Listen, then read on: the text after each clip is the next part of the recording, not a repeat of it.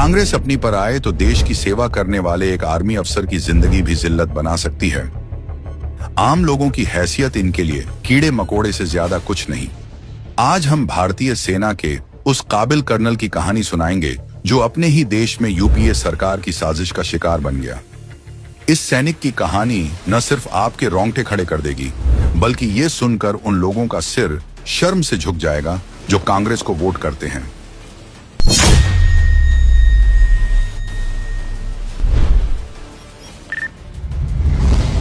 उन्नीस से कर्नल श्रीकांत पुरोहित सेना में थे। 2005 में उन्होंने जम्मू कश्मीर में कई सारे आतंकवाद विरोधी सफल ऑपरेशंस किए। उनके इस काम और काबिलियत की खूब सराहना होती थी। बाद में वे मिलिट्री इंटेलिजेंस में तैनात हुए।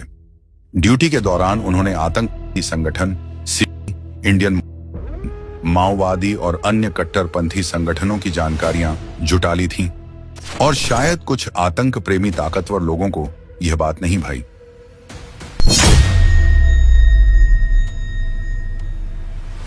पांच नवंबर 2008 को कर्नल पुरोहित को मालेगांव ब्लास्ट केस में झूठे आरोप के साथ गिरफ्तार कर लिया गया।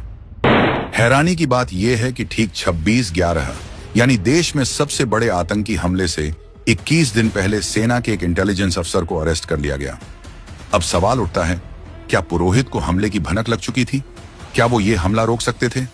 क्या उन्हें इसलिए मालेगांव ब्लास्ट में फंसाया गया ताकि मुंबई हमला बिना रुकावट के हो सके?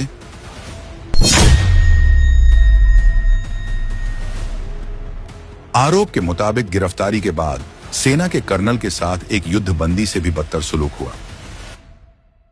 उनके हाथ पैर बांधकर तब तक पीटा गया जब तक कि उनके शरीर काले न पड़ गए हों। तब तक पीटा गया जब तक खून की उल्टियां होने ना लग गईं। मानसिक प्रताड़ना इस हद तक दी गई कि उनकी पत्नी और मां बहन को नग्न करने, उनकी आंखों के सामने परेड कराने की धमकी तक दी गई। उनके अपने सह फौजियों से प्रताड़ना दिलवाई ताकि उन्हें अंदर से तोड़ा जा सके। लेकिन कर्नल पुरोहित का जिगरा शायद स्टील का बना था, जिसमें न झंक लगे न धब्बे पड़े। कर्नल पुरोहित के मुताबिक उनसे जबरदस्ती कहा गया कि वे मोहन भागवत और योगी आदित्यनाथ जैसे नेताओं का नाम लें। ये सब कुछ यूपीए सरकार के इशारों पर हो रहा था। अगर आप उनकी लिखी शिकायत पढ़ लें तो शायद आपका कलेजा फट जाएगा। सेना के एक अफसर के साथ ऐसा सुलूक करने के लिए राहुल गांधी, सोनिया गांधी और चिदंबरम को तो छोड़िए, कांग्रेस पार्टी के एक एक कार्यकर्ता को कर्नल पुरोहित के पैरों में गिरकर माफी मांगनी चाहिए।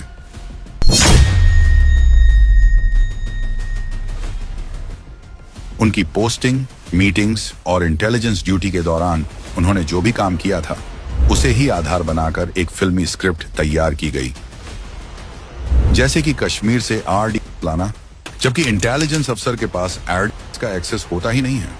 खैर, इसकी सच्चाई तो आगे जानेंगे। इसके अलावा हिंदू राष्ट्र बनाना, अलग संविधान बनाना या इजरायल थाईलैंड से सरकार बनाने के मनगढ़ंत आरोप लगाए गए। उन्हें अनुभव भारत जैसी संस्था बनाने की भी सजा दी गई।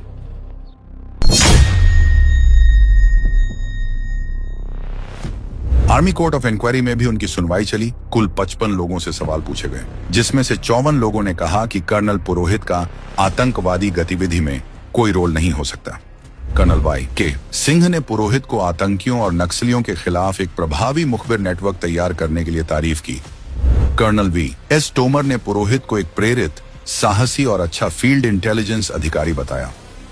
Retired lieutenant colonel S. Raikar ने साफ कहा कि मुझे नहीं लगता कि कर्नल पुरोहित किसी भी असामाजिक या राष्ट्र विरोधी गतिविधि में शामिल रहे हैं जिससे देश की या विशेष रूप से भारतीय सेना की बदनामी हो। इतने बड़े बड़े सेना के अफसर पुरोहित की तारीफ करते रहे, लेकिन ऐसे राष्ट्रभक्त अफसर के ऊपर इतने संगीन आरोप लगाते हुए कांग्रेस सरकार की आत्मा नहीं कांपी। हैरानी की बात यह है कि यूएपीए जैसे कानून लगने के बाद भी सेना ने कर्नल पुरोहित को ड्यूटी से नहीं निकाला।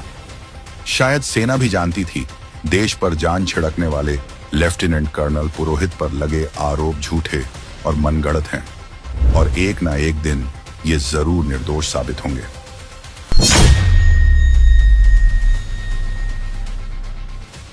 2011 में केस महाराष्ट्र एटीएस से एनआईए को ट्रांसफर किया गया, जिसके बाद चाहे आरडीएक्स लाने की बात हो, हिंदू नेताओं को फंसाने की बात हो या उन पर दबाव बनाकर जबरन जुर्म कबूल करवाने की बात हो, ये सारी बातें सामने आने लगी और सारे आरोप मनगढ़ंत साबित होने लगे।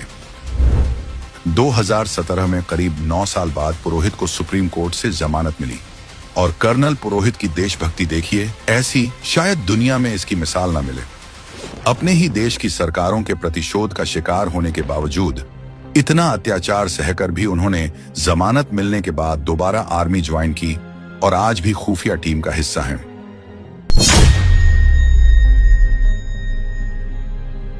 वैसे तो देश का दुर्भाग्य है कि ऐसा होने में 17 साल लग गए, लेकिन कम से कम देशवासियों को कांग्रेस सरकार के झूठे भगवा आतंकवाद का नैरेटिव तो पता चला।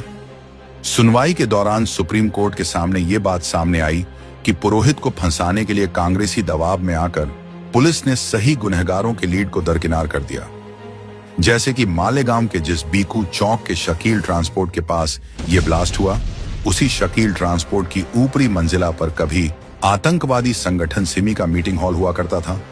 और तो और जो भी मनगढ़ंत सबूत पुलिस ने हासिल किए, उसकी जांच वो लोग कर रहे थे जिसके पास ना कोई फॉरेंसिक साइंस का अनुभव था, ना कोई सर्टिफिकेट और ना ही कोई डिग्री। वो अधिकारी थे भी कि नहीं, इसकी क्या गारंटी है। कोर्ट ने सारे सबूत ध्यान में रखकर पूरा अवलोकन करके अपना आखिरी फैसला सुनाते हुए कर्नल पुरोहित को बाइज्जत बरी किया। अब इन सबको देखकर तो यही पता चलता है कि मालेगांव ब्लास्ट के पहले ही कांग्रेस सरकार में यह नैरेटिव सेट कर लिया गया था कि हिंदुओं को कैसे बदनाम करना है।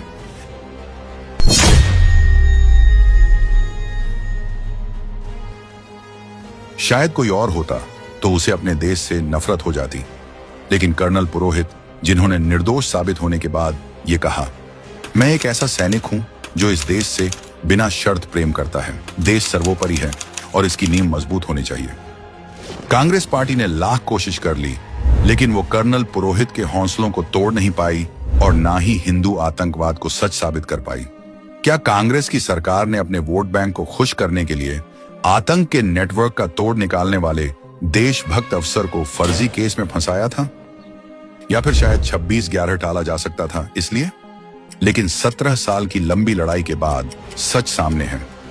जाबाज कर्नल श्रीकांत प्रसाद पुरोहित गुनहगार नहीं थे, बल्कि देश के दुश्मनों के खिलाफ एक सबसे तेज हथियार थे जिसे कांग्रेस रौंद देना चाहती थी। आज सब कुछ साबित होने के बाद भी अगर हम कर्नल पुरोहित की इस कहानी से अनजान रहेंगे तो शायद हम हर उस देश सेवक के गुनाहगार होंगे जो मां भारती के सच्चे सपूत हैं। इसलिए इस कहानी को देश की रगों में घोल दीजिए और ज्यादा से ज्यादा शेयर कीजिए, ताकि सबको ये पता चले कि कांग्रेस तुष्टीकरण के लिए किसी भी सेना की जिंदगी को कितनी बेरहमी से कुचल सकती है, ताकि फिर कोई और कर्नल पुरोहित कांग्रेस की इस साजिश का शिकार न बन सके। नाम बदला है, नियत नहीं। महाठगबंधन की जरूरत नहीं। आज ही ले संकल्प।